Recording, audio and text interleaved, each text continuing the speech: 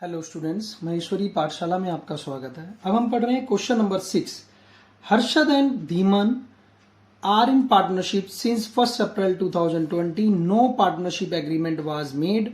They contributed 4 lakh and 1 lakh respectively as capitals. देखो, question को तोड़ तोड़ के रुक रुक के पढ़ो। आया से काम नहीं चलेगा। ध्यान से।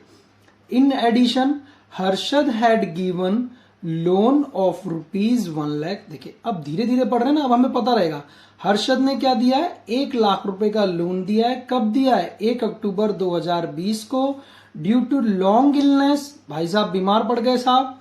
Harshad couldn't participate in business, और वो क्या हुआ? बिजनेस में पार्टिसिपेट नहीं कर पाए। From 1 August 2020 to 30 September 2020. Profit for the year ended 31st March 2021 was ₹1,80,000. Dispute has arisen between Harshad and Dhiman. देखो जी, झगड़े चालू हो गए। वो कह रहा जी तू 2 महीने तो आया ही नहीं, अप्रैल में और सितंबर में आया ही नहीं। अब क्या क्या क्लेम कर रहे हैं?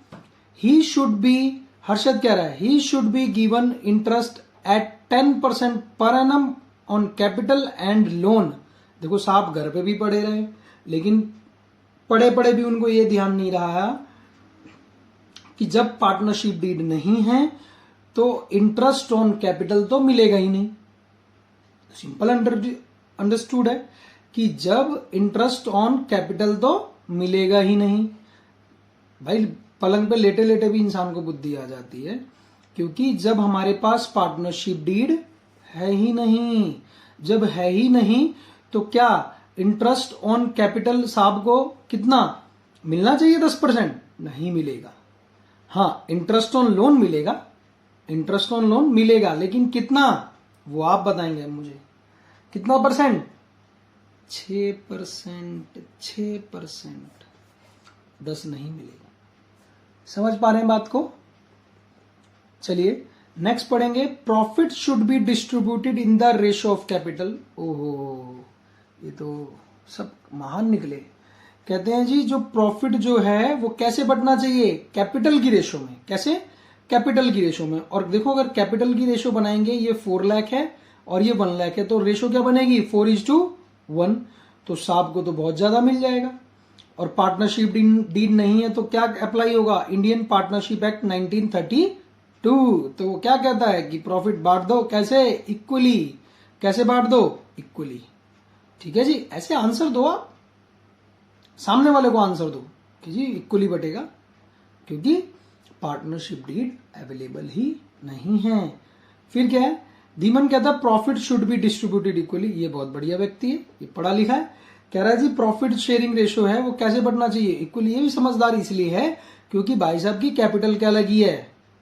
कम लगी हुई है, इसीलिए कह रहे हैं। लेकिन अगर रूल के अकॉर्डिंग देखा जाए तो वो भी ठीक कह रहा है कि प्रॉफिट कैसे बढ़ना चाहिए? इक्वली। करेक्ट।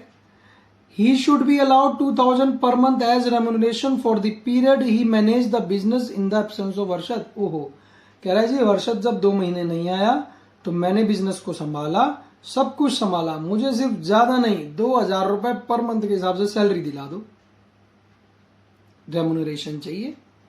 हाँ जी, आप बताइए बच्चों, बोलो बोलो, गोपी गोपी। क्या 2,000 रुपए उसको as a remuneration per month के हिसाब से मिलेगा या देंगे? नहीं देंगे,